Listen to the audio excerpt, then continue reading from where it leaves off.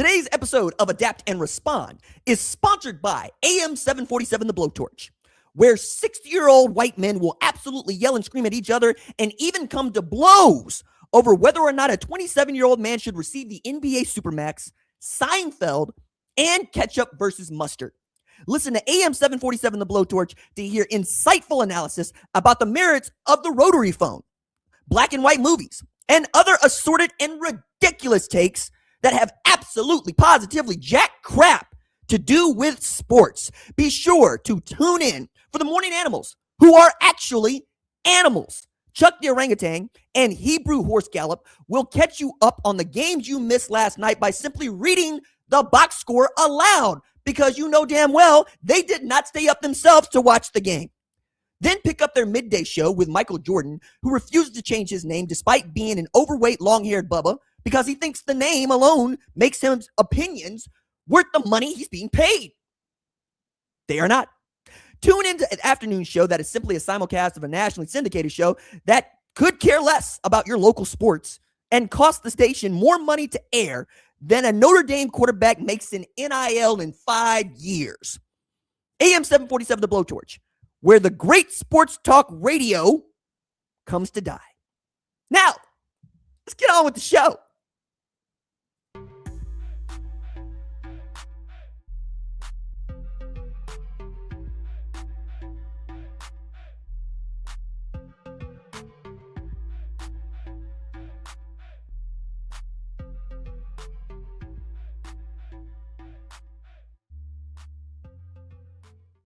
What's up, kinfolk? It's RJ Young. I am not on a step mill. If this is your first time watching Adapt and Respond, thank you for joining us here. We talk college football year-round. If you're into that, please consider joining the more than 162,000 subscribers who watch this show on the YouTubes. And if you would like to listen to the podcast, it is available on the Spotifys and on the Apples, but you're always going to be able to get YouTube video first and YouTube exclusives here first, as we are getting into the dog days of college football. But even as we're getting into college dog days of college football, it is kind of impressive to me just what college football coaches choose to agree on and what they don't.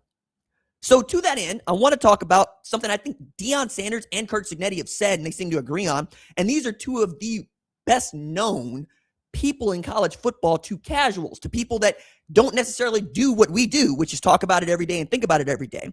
But Cignetti makes a pretty entertaining argument, and Deion is basically saying what Deion has been saying since we got on with this new form of college football and what it means. But I want to start by going back on a topic that's been in the news all week for us, and is the Protect College Sports Act. This is put together by a couple of senators who watched the Save College Sports bill just die without a vote and went back to work.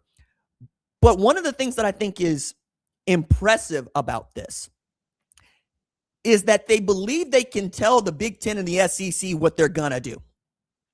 And they believe that they can get many people on board with telling the Big Ten and the SEC what they're going to do.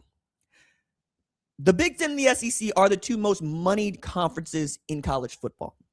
Okay. The Big Ten distributed $1 billion+ to its member institutions, right? The SEC is distributing gobs of money to its member institutions.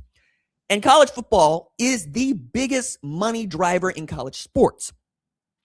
The Big Ten and the SEC also have the controlling votes into whether to extend the college football playoff or not, which would bring in more money. But in all of this, you have senators and others that are coming around to the idea that maybe not just these conferences, but their commissioners and other conference commissioners should not have as much power as they do to televise football and or to come up with ways in which it's going to be spread and shared. So why we kind of at loggerheads with the NCAA doing this, the schools doing that, the conferences doing that, and not everybody's on the same page, right? Even if they kind of want the same thing. Most people would tell you they would like to see a collective bargaining agreement and a salary cap. I would tell you that too, but you got to have a players union before you can get any of those things, right? And the idea of you putting together a players union for college football is ridiculous. It would be the most transitive and toothless organization to call itself a union, maybe in history, because they just aren't going to band together to do anything. They're all going to try to get theirs, which is kind of why I want to talk about these issues of money. But as it pertains to the Big Ten and the SEC, there's a part of this bill where it prevents the Big Ten and the SEC from expanding, from adding more teams. And that is being met with applause by the other Power 4 conferences, like the Big 12 and the ACC, because frankly, they could be next. I mean, we saw what happened to the Pac-12. George Kliavkoff overplayed his hand, and we were left with the disillusion of the Conference of Champions. And now it is back in a zombie state, which basically looks like more like the Mountain West than the Pac-12. And you saw the Big Ten pick off a bunch of those programs, as did, the ACC, right? So Oregon State and Washington State without a home and having to rebuild in the zombie Pac-12. We've also seen Northern Illinois join the Mountain West, which is wild. Sacramento State join the MAC, which is wild. But the idea that you're going to try to tell the Big Ten what they can't do is funny. And they're going to fight this bill, and it's probably not going to go anywhere. But underneath all of that is this idea of a super league, right? We've been playing with the idea of a super league for a long time. And I am a proponent of a super league. I would like to see all of the Power 4 institutions plus Notre Dame play each other in the regular season. I would like to see us get rid of FCS competition, period. And I would like to see all of your out-of-conference games have to be played against Power 4 opponents. It would also lend itself to NFL-style scheduling, which means we can manufacture the best games every single week, right? Flex scheduling, as it, within reason. You're going to get into conference, you're going to get into conference. But the idea that Ohio State is going to play Ball State and then play Texas, that rubs me the wrong way. I want to see Ohio State play Texas and Alabama, or Texas and Clemson, right? Or Texas and Texas Tech, right? I want to see that. And because we would be doing this, I don't think there would be so much of an emphasis on losing football games, getting you out of the college football playoff, especially if you extended 24 teams. Another way in which this bill is being met with derision is the idea of pooling the rights, right? Meaning it makes way for all 138 FBS programs to pool their rights and have somebody negotiate on their behalf for the entire schedule. That is not going to create the big money that you think it is. Number one. Number two, it is going to handicap how much some teams get to make. And in many respects, this is kind of what the NCAA was attempting to do in the late 1970s when they split Division I, Division 1A, because there were a lot of programs that were mad that they did not get to play on national television.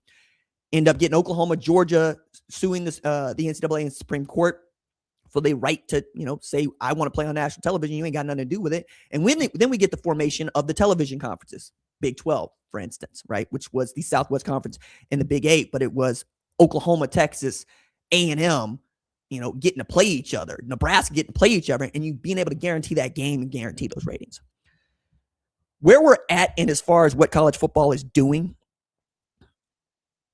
is trying to limit the earning potential of players first, with saying how much, money they can actually make and putting a salary cap on that without sneezing in the direction of head coaches. And that's where I got a problem. You're going to tell me that you want to cap how much a player can make, but Lane Kiffin makes $13 million this year, and he hasn't done anything like what Curt Cignetti and Kirby Smart have done to earn that $13 million, like win a national championship or even a conference championship. I think there are other conversations that need to be had, but I also genuinely believe that there aren't enough people that can pull in the same direction to get this bill done. I just don't.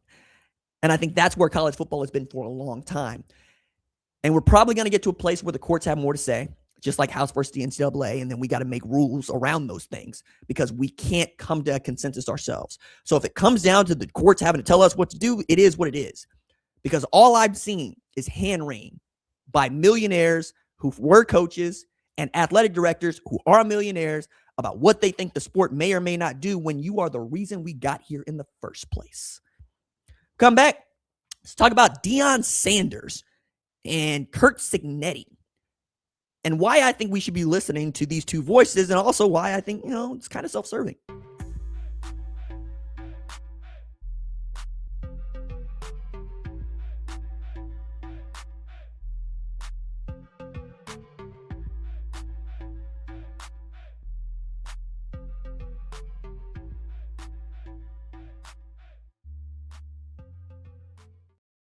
Back on Adapt and Respond with me, RJ Young.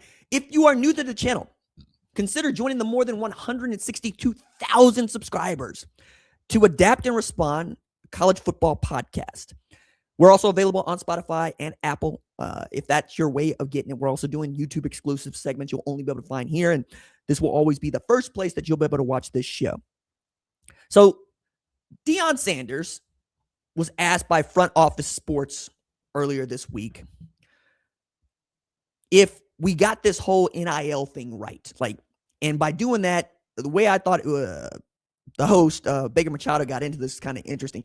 He said, how much, does it cost, to put together, a college football program that wins the national championship? To which Prime said, you'll have to ask the last two teams to win the national championship in Ohio State and Indiana, right? So Prime's point there is, I can't speak to what other people spend. I can only speak to what I'm being asked to spend, and I don't like it, right? But what he said was, when you start talking about money in college, that kind of runs people off and runs people away, because that's not what the intention is. The intention is to be filthy rich and keep that fire and the passion and the dog in you until you reach the NFL. Okay? He goes on, I do believe that college athletes should be compensated for their name, image, and likeness. But it's not about name, image, and likeness right now. It's just about pay-per-view. If it is what it is, then let it be it. Say what it is. Don't hide from it. I also want to tell you what Curt Cignetti says about what they spent on their roster here in just a minute. But to what Prime is talking about, that the money that players are making now was never intended to be life-changing money. It was never intended to be when they put NIL online. People were genuinely thinking, okay, maybe a kid will make 50 grand. Maybe he'll make 30 grand. Maybe he'll be able to do, a car dealership ad or get his braces for free because he, talks about this orthodontist well. But what it has become is a better way to funnel the slush fund, and for the bag man, to be able to say, now you're paying taxes on this and I get to declare it, because it has gone from, let's say, 10, 20, 50 grand to, in some cases, $4, $5 million if you are Brendan Sorsby at Texas Tech to play 1 year of college football.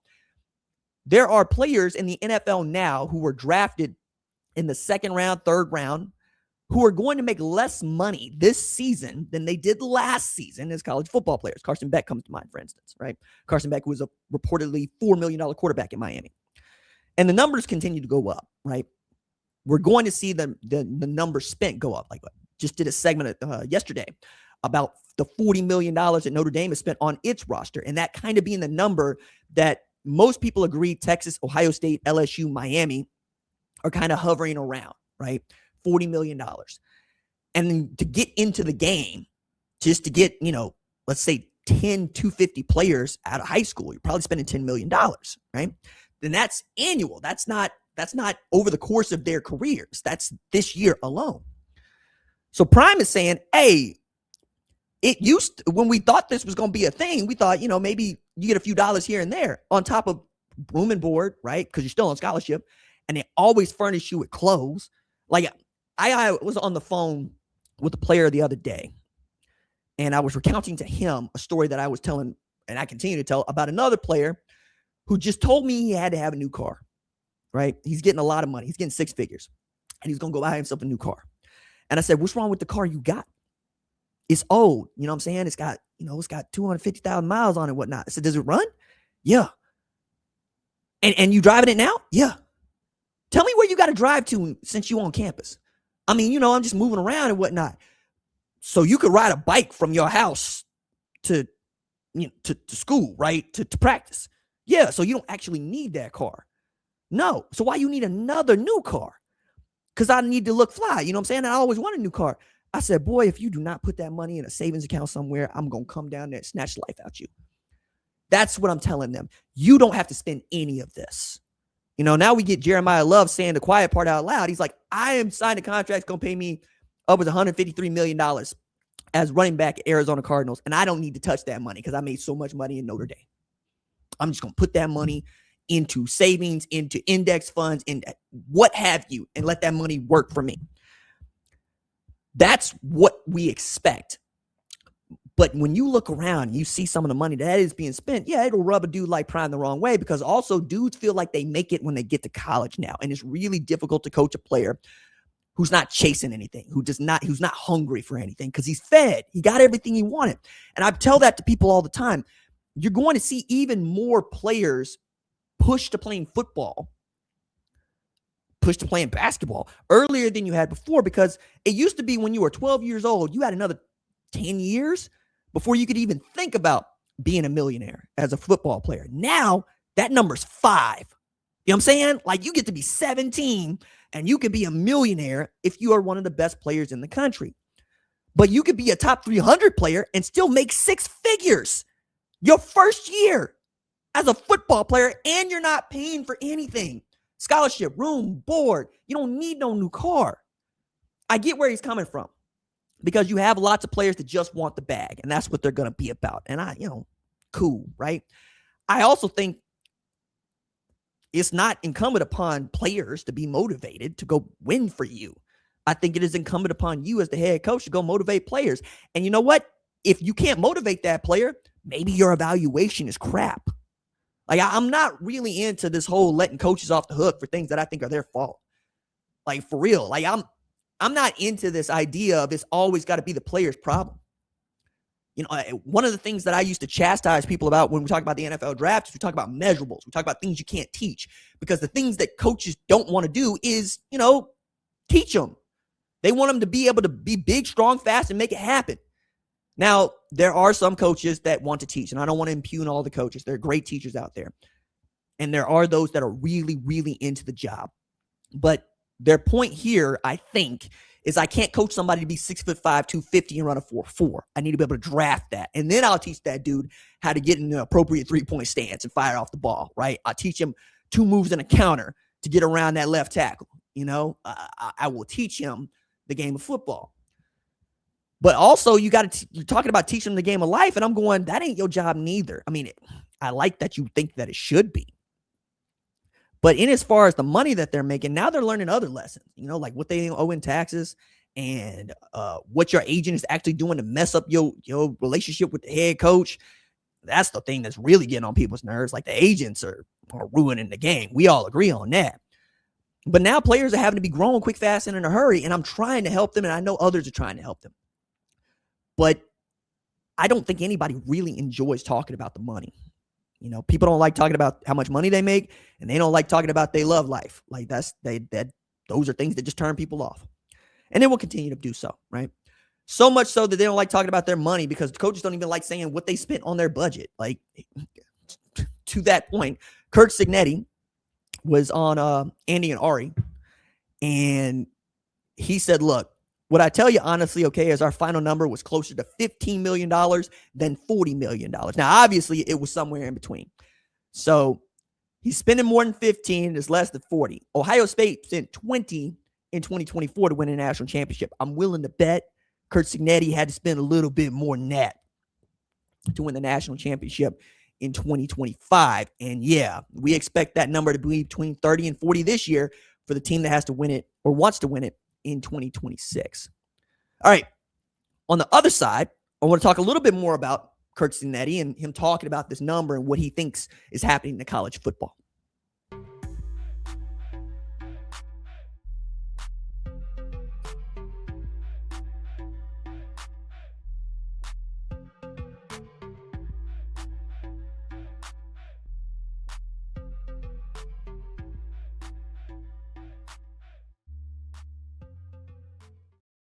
back on Adapt and Respond with me, RJ Young. If you are new to the channel, consider joining the more than 162,000 subscribers to Adapt and Respond College Football Podcast. And you can also get us on the Spotify's and on the Apples. Curt Cignetti is the latest big name coach to say, hey, the money's getting out of control. Are we sure this is what we want? This reminds me in a different context of what Nick Saban had said about teams being able to go fast without the defense getting set and what that was doing to the game, right? Do we want football to be a game where the defense is constantly trying to figure out how to sub and be on the back foot, to which I'm going, hey, man, it's your job to learn how to stop it. And Nick Saban's way of learning how to stop it was to adopt it and then beat everybody's ass with it. Like that's what you do. That's what I think you do. That is the proper way. If you get in your behind kicked, you need to adapt and respond. Full stop. You know what I'm saying? You know what they're doing. You know how they're doing it. What are you going to do about it?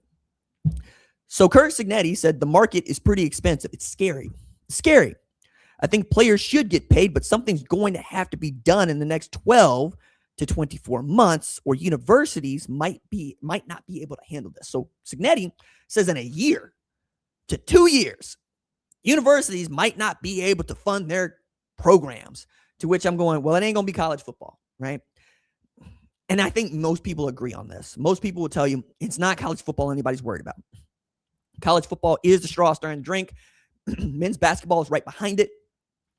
It's the sports that don't make any money and cost you money that you're going to have to go, okay, is this what we want? Now, this is where nobody's really had a deep discussion on this, and I need to do a whole lot more reading on it before I give a really strong take about it. But my take right now is ain't nobody said the words title and 9.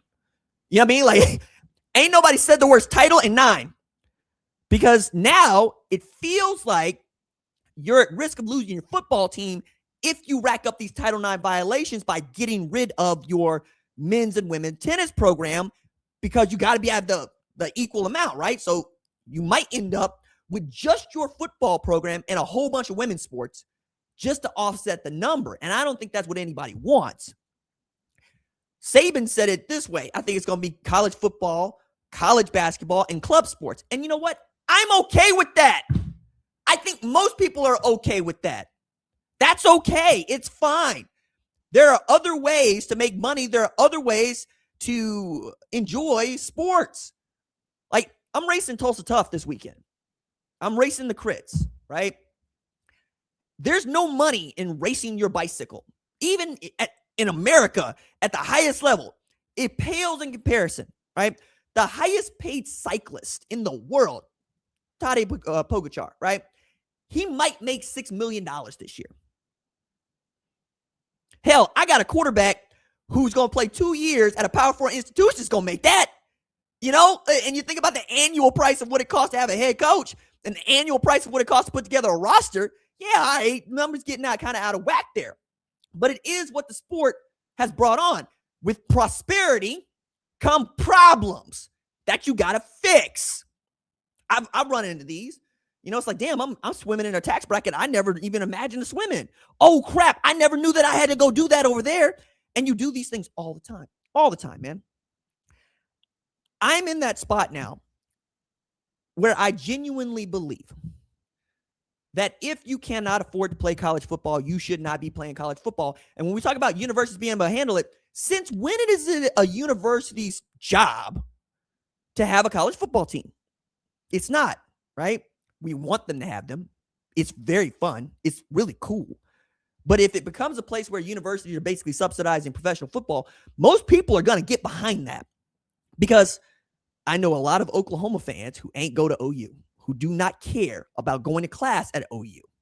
They care about not getting ass beat in the SEC this season. They care about, damn, we got to go to Sanford this year.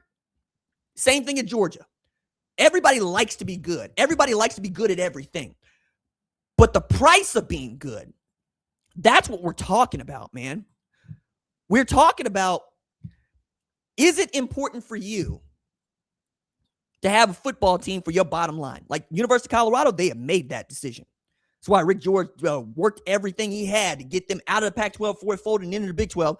Then he signed Deion Sanders. And they weren't even good. And they started seeing a spike in applications, right? And they've stayed there, right? People want to go to Colorado because it's bringing in the kind of exposure that you want to be around. Same thing happened in Alabama when Nick Saban got them on the good foot. They start winning football games. Their ACT entry score goes up. These are all investments that you have to make. But it is not anybody's job to make sure that a university is solvent. Matter of fact, given what I know about student loan debt, given what I know about what it actually means to have a friggin' degree in this country, we should adopt the European model. Apprenticeships, 2 years. I got more degrees than most of the people that watch this show. And that's not just to be elitist or proud. That is to say, damn, I didn't need any of that to do this job. Did I need experience? Yeah. Did I get experience in college? Absolutely. Happened to be the place where I was being. But at the University of Tulsa, I worked 2 jobs to get through school. You know, I was turning wrenches at Pep Boys. I was moving furniture. I was waiting tables. I was doing whatever I could just to stay on, right? That's taking out loans to stay through school. You know, I got into a law school, Notre Dame, couldn't go because I couldn't afford the gas money to get up to South Bend, you know, and that made the decision easy. Now, I'm not going to act as if I didn't always want to write. So I went to OU and I got the master's in professional writing, which is a terminal degree. A terminal degree meaning that's the end of the line, right? But I wanted the PhD and I wanted to teach at a tier 1 institution. So I went to Oklahoma State where they had my program, right? Creative nonfiction. And I was going to do that. And then I got to do this job, right? It's on a lark. And it turned out to be one of the coolest things ever because I've been working in college football all my life, man. Like waiting tables and then writing articles. Yeah, that's what I did. Homie don't write for free anymore, but homie used to. You know, homie wrote for free until he was 24 years old. You know what I'm saying? Like that's 2 years into grad school for some people. That's 2 years into law school for some people. What I'm saying is I understand why some football coaches who never paid for school, who haven't been to school in a long time, and who were GAs and never actually had to take out student loans think that this is going to break the system. But that's because I genuinely believe you just do not have the experience that the rest of us do of having to work through it. It'll be fine. They will find the money. Indiana football ain't going nowhere. Nobody says it is. And if your other sports do, well, let's find out just how bad you want them. Boone Pickens decided he wanted to endow his scholarships in wrestling at Oklahoma State because it meant that much to him. Guess what happened? They're fine. Now Oklahoma State's having a men's hockey program. There's a men's hockey program in Stillwater, and y'all want to talk about wasting money?